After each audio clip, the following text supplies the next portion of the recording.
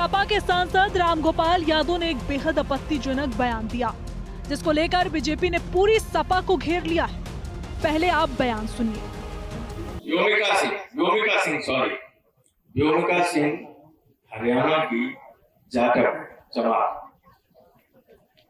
और air marshal Bharti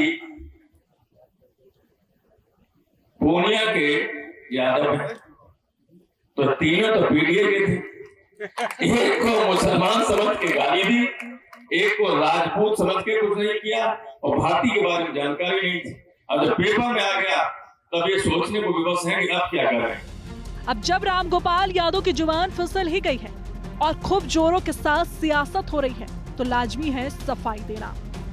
Ramgopal ने सफाई देते हुए अपने पोस्ट में लिखा, उत्तर भारत के कुछ राज्यों में विशेषकर उत्तर प्रदेश में जहां धर्म, जाति और वर्ग देखकर लोगों पर फर्जी केस लगाए जा रहे हैं, जाति धर्म के आधार पर एनकाउंटर किए जा रहे हो, जाति धर्म के आधार पर गैंगस्टर लगाकर संपत्ति जब्त की जा रही हो, जाति धर्म और वर्ग देखकर महिलाओं पर अत्याचार किए जा रहे हो, जाति धर्म और वर्ग देखकर कर्मचारियों और अधिकारियों की पोस्टिंग की जाती है। ऐसी विकृत मानसिकता के लोगों के बारे में कल मैंने एक कार्यक्रम में कहा था कि कर्नल सोफिया का धर्म नाम से पहचान लिए, इसलिए अभद्र बातें की गई। रामगोपाल यादव के इस बयान ने सियासी गलियारों में हलचल मचा दी है।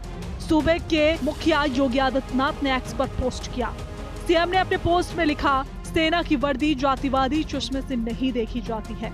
भारतीय सेना का प्रत्येक सैनिक राष्ट्र धर्म निभाता है, न कि किसी जाति या मजहब का प्रतिनिधि होता है। समाजवादी पार्टी के राष्ट्रीय महासचिव द्वारा एक वीरांगना बेटी को जाति की परिधि में बांधना न केवल उनकी पार्टी की संकुचित सोच का प्रदर्शन है, बल्कि सेना के शौर्य और देश की अस्मिता का भी घोर अपमान है। सिर्फ योगी आदित्यनाथ ही नहीं, बल्कि डिप्टी सीएम ब्रजेश पाठक ने भी रामगोपाल यादव के बयान को लेकर सपा को खरी खरी सुनाई। विंग कमांडर व्योमिका सिंह का अपमान केवल व्योमिका सिंह का अपमान नहीं है, वो भारत की बेटी का अपमान है, हर भारतीय का अपमान है। विंग कमांडर व्योमिका सिंह सिर्फ एक नाम नहीं, वह भारत के गौरव और महिला सशक्तिकरण और नए भारत की उड़ान का प्रतीक है। जाति के आधार पर हमारी वीरांगना का अपमान कर समाजवादी पार्टी ने अपनी नीच मानसिकता और महिला विरोधी सोच को उजागर करने का काम किया है। रामगोपाल यादव जी का बयान शर्मनाक, निंदनीय और हर भारतीय वायुसेना के हर जवान का अपमान है। समाजवादी पार्टी के वरिष्ठ नेता श्री रामगोपाल यादव जी के द्वारा जिस तरह से जाति सूचक शब्दों का प्रयोग किया गया और विंग कमांडर व्योमिका सिंह जी के लिए उन्होंने जो शब्द कहे, मुझे लगता है कि ये इस देश के लिए, इस देश की मातृ शक्ति के लिए और राष्ट्र के सम्मान के लिए भी जिस तरह की उनकी सोच है उसको जाहिर करता है। इस तरह के जाति सूचक शब्द मुझे लगता है बिल्कुल भी प्रयोग नहीं किए जाने चाहिए और ये हमारे सेनाओं के सम्मान के लिए उनको किसी भी तरह से जातियों के अंतर्गत बांधना मुझे नहीं लगता कि किसी भी तरह का उचित होगा। समाजवादी पार्टी के नेता का ये बयान इस बात को प्रमाणित करता है कि इनके मन में, इनके जहन में, इनके दिल दिमाग में दलितों के प्रति कितना नफरत भरी हुई है। ये ऑपरेशन सिंदूर की कार्रवाई को पूरे देश और दुनिया के सामने दो बहादुर बेटियां मां भारती की कैसे कार्रवाई को रखती थी, कितना कॉन्फिडेंस था, कितना विश्वास था, ये बात किसी भी सूरत में पच नहीं सकती समाजवादी पार्टी।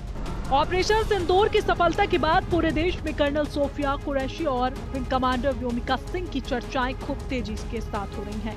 दोनों सेनाएं महिला अधिकारी के पराक्रम को लेकर देश विदेश में जमकर सराहना की जा रही है। लेकिन भारतीय राजनीति ने इसे एक अलग ही एंगल दे दिया है, क्योंकि कर्नल सोफिया कुरैशी के बाद विंग कमांडर व्योमिका सिंह को लेकर राजनीति तेज हो गई है।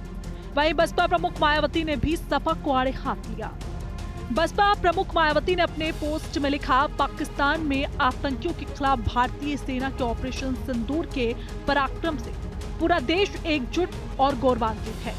ऐसे में सेना को धर्म व जाति के आधार पर आंकना बांटना घोर अनुचित है। इसको लेकर बीजेपी के मंत्री ने जो गलती की वही वरिष्ठ सपा नेता ने भी आज की, जो शर्मनाक एवं निंदनीय है। ऑपरेशन सिंदूर की जानकारी देश के सामने रखने वाली बहादुर महिलाएं विंग कमांडर व्योमिका सिंह और कर्नल सोफिया कुरैशी ही थी, जिन पर आज सियासत हो रही है।